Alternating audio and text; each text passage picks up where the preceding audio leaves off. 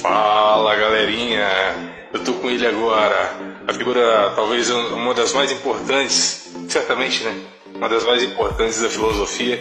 Ele que, visual novo, hein? Visual novo, legal.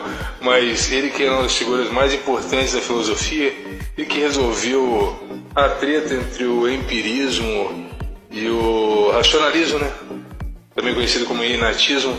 Então, ele que trouxe, né, a paz desses conflitos aí, que desenvolveu a ideia da imperativo categórico, do reino dos fins, com livros complexos, horríveis de ler, mas com boas ideias. E só ele mesmo. É emocionante falar sobre ele e espero que gostem. É um grande prazer enorme no nosso podcast Deadcast filosófico, o canal do Elenco Morto, trazer essa figura aqui nessa noite para falar sobre um escrito, talvez o mais simples dele, né? O que é o Iluminismo. Tem outros títulos também, possibilidades de títulos, mas esse é um dos que eu abracei e essa interpretação, esse título que eu considero talvez o mais justo para falar sobre o homem, a necessidade do homem se emancipar, né? De crescer, tomar autonomia, etc.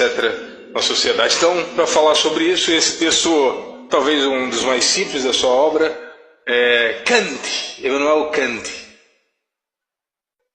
Uma salva de palmas, galera, que ele merece. Uma salva de palmas, galerinha. Na verdade,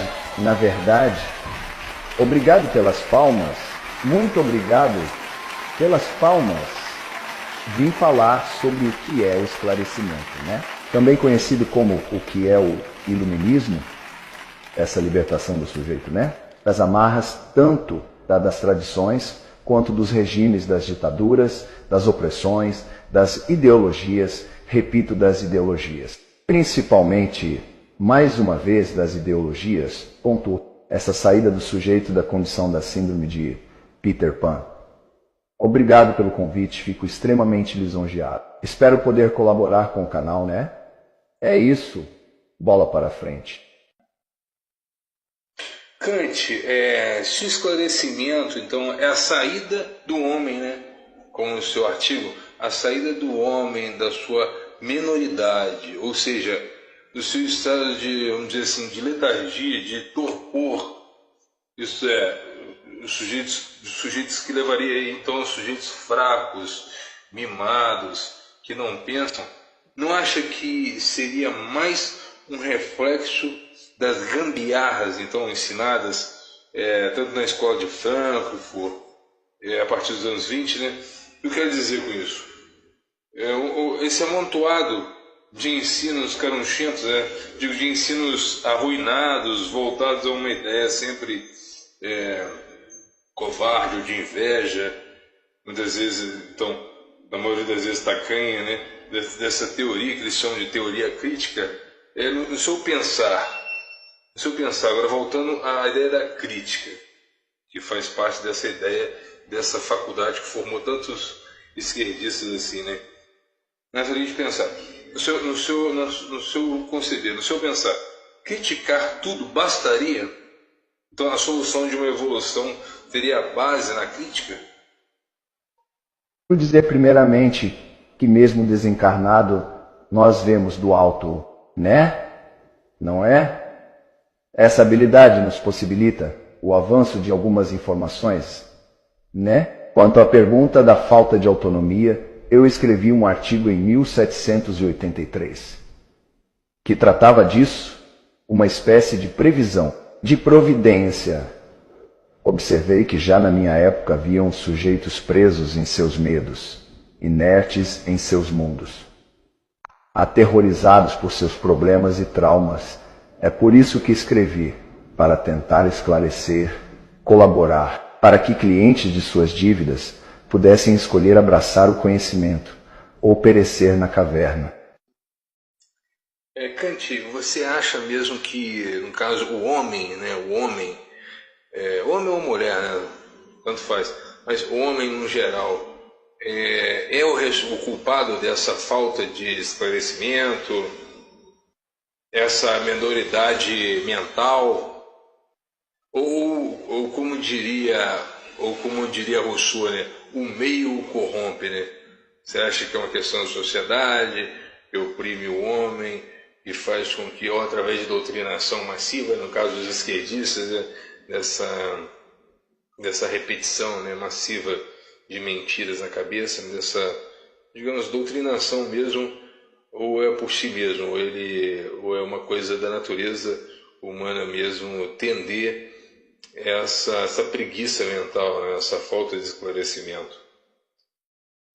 Acha que seria então um tipo de vocação da maior parte dos sujeitos, né?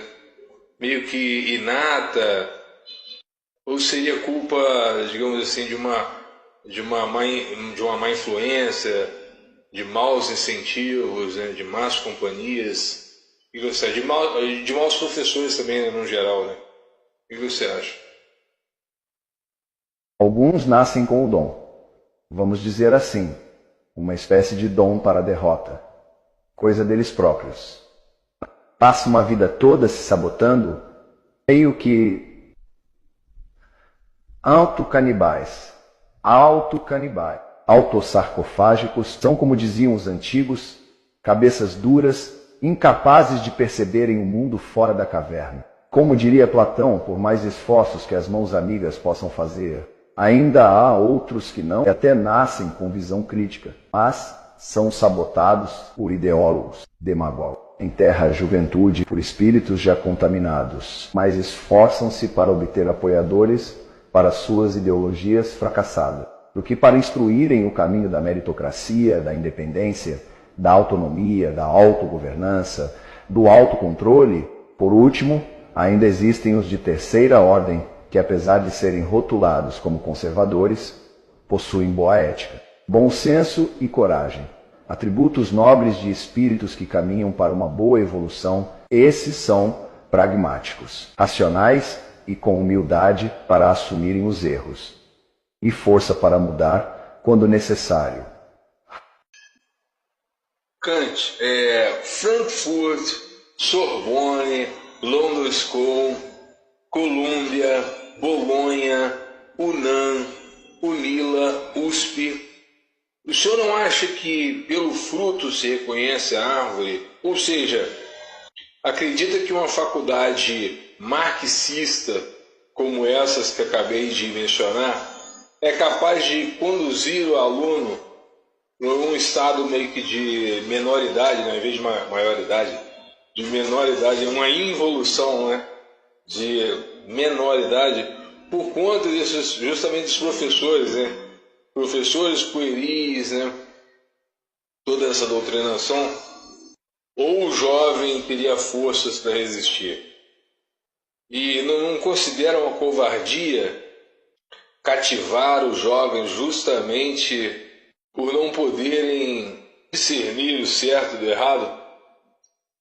Como bem disse Voltaire, abre aspas, a guerra é o maior dos crimes, mas não existe agressor que não disfarce seu crime com pretexto de justiça, cachaças, né? Não é? O que essas tais faculdades teriam em comum, além do marxismo? A ideia de justiça, mas não como verdade, mas como via de ação rumo à revolução, a tal utopia, a tal paranoia, a tal miragem, a tal síndrome de Peter Pan, uma grande ratoeira, um engodo como um belo queijo à amostra em cima de uma grande ratoeira. Para os marxistas, os fins justificam os meios. E aonde fica a covardia? A covardia está em terem escolhido jovens. Por isso criei o artigo, e dentro dele o sapere. Aude! O ousar saber, ou seja, um espírito desconfiado alcança mais rápido sua evolução do que um confiante, digo, que acredita em tudo. Até em histórias da carochinha, em outros termos, uma história tão bem contada que todo mundo acredita. Kant, se o homem é o próprio culpado por sua queda mental, não acha que a dependência ou o espírito de dependência espicaçado por professores socialistas não instigariam ainda mais um estado de apatia? Digo, professores vingativos que usam do espantalho impessoal do capitalismo para comover os jovens para a revolta contra tudo que não seja covarde ou preguiçoso. O que o senhor teria a dizer sobre isso, visto que possui ideias do alto? É cômodo ser menor, isso traduz um pouco o pensamento da juventude. Se o jovem tem um livro para que venha se gabar, nunca o leu. Ele mostra o livro, mas nunca o leu. Ele explica por meio do que ouviu dizer. Mesmo sem conhecer o seu conteúdo, o belo mundo das aparências, jovens instáveis para doutrinas instáveis, jovens aparentes para aparentes doutrinas. Na política nada aparenta o que realmente é, porque não se apanham ratos sem queijo. Se o jovem gosta de teologia, política ou arte, tem preguiça de se autoeducar ou autoeducar-se, repetindo ideias e chavões de seus tutores. Isso explica por que os doutrinadores escolhem velhos e jovens, porque são carentes.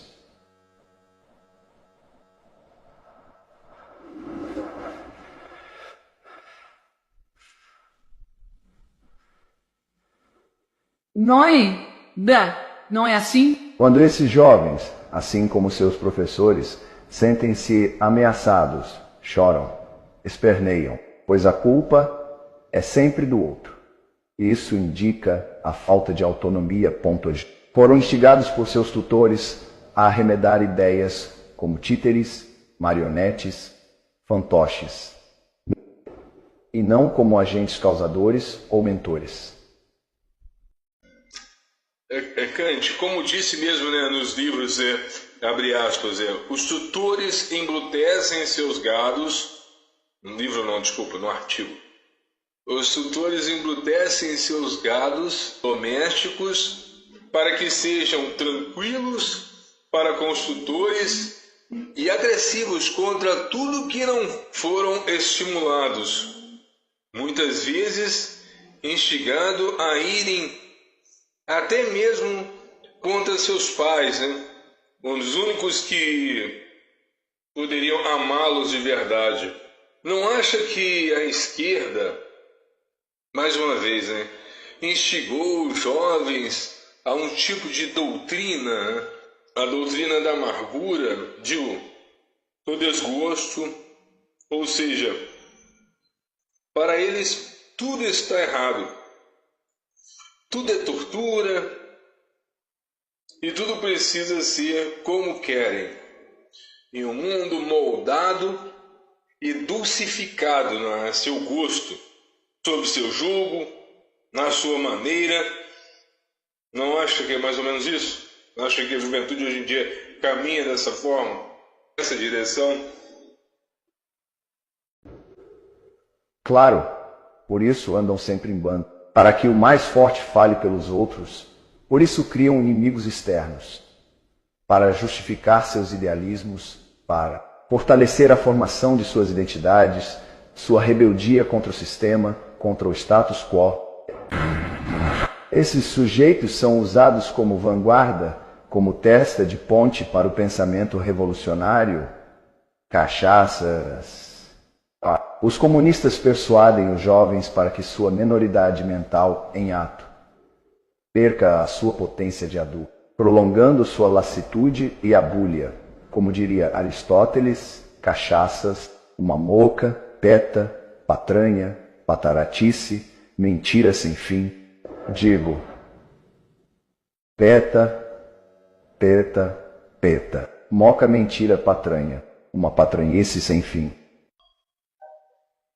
Kant, o caminho para isso não seria pregar sobre a liberdade, o autodomínio, o valor próprio, o individualismo, não o individualismo que é vendido por eles, né? Mas o individualismo, o bom individualismo, né?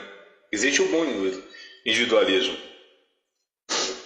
Parece que o Estado, para se fortalecer, tirou o amor próprio dos indivíduos, a sua crença na meritocracia, sua crença na verdade. Um grande paradoxo. Nós vivemos o melhor momento da vaidade humana, com sujeitos idolatrando seus corpos, suas coisas, seus pensamentos, suas profissões, dinheiro e até conhecimento terapêutico, religioso. Todavia, escolhem de forma contraditória entregarem todo o resto de suas vidas ao comando do Estado. Contradição, né?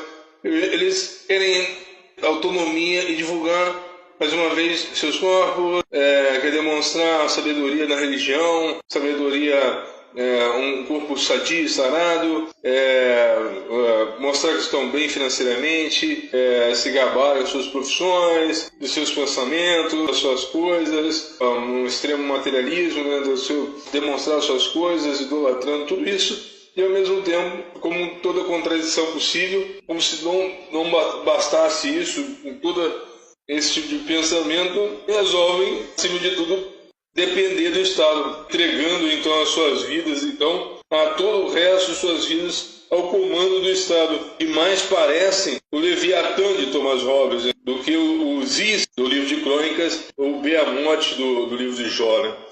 Fato, o caminho mais seguro, com certeza, é o caminho autocéfalo.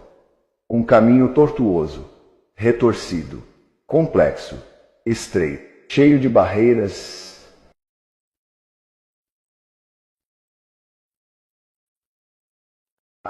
A resposta é não, ponto A. E seus tutores ideológicos sabem disso. Os que se convertem são poucos os que por algum motivo atingem a autonomia, o esclarecimento. Eles são ensinados a desejar a revolução sem nunca questionar seus tutores. Tutores desejam a bajulação, a louva-mice, odeiam confronto, porque no fundo são tiranos, mascarados, odeiam a liberdade, preferindo a sujeição de seus alunos, porque são narcisistas. Se pelo menos ensinassem o poder da voluntariedade, fortaleceriam suas relações interpessoais, a busca por independência, seus problemas emocionais, suas incertezas e expectativas. Kant, o lema aqui parece ser o mesmo do seu artigo. Abre aspas, não raciocineis. Então, é o que essa galera quer. Não pensar, não raciocinar. Gosta de tudo mastigado, inclusive os livros. Você pode ver que os títulos que eles costumam ler. Então, assim, a leitura, ler é muito bom. Eu recomendo sempre a leitura, mas tem que saber escolher, né? Senão não tem valor nenhum. Efetivo, né? Valor efetivo. Então, não raciocineis. Que limitação, porém, impede o esclarecimento? Qual que é a sua posição sobre isso? O senhor acha que existe uma limitação inata? O senhor acha que realmente esse tipo de má influência, né? Esse tipo de influência negativa, inclusive dos livros, né? O que o senhor teria a dizer sobre isso? Por que saber? Nessa pergunta você me apertou sem me abraçar. Cachaças. O uso público da razão dos jovens deve ser livre, e só ele pode realizar o esclarecimento. Ponto. Um jovem, sem dúvida, pode adiar o esclarecimento, mas renunciar a ele, quer para si mesmo, quer ainda mais para sua descendência, significa ferir e calcar os pés, os sagrados direitos da humanidade. Kant, estamos já com tempo limitado, né? Mas a pergunta que não quer calar, vírgula 3 pontinhos. Vivemos agora em uma época esclarecida? Eu acho que estamos vivendo uma espécie de esclarecimento. Já passamos por ele, estamos em uma outra época. O que o senhor tem a dizer a respeito disso, sobre o esclarecimento atual, a época atual? Visto que os espíritos têm esse poder do alto, né, de observar sempre o ângulo acima, né, dos mortais. Né? Não vivemos em uma época de esclarecimento. Existem muitas tecnologias, muita informação, mas pouco juízo para lidar com essas mudanças.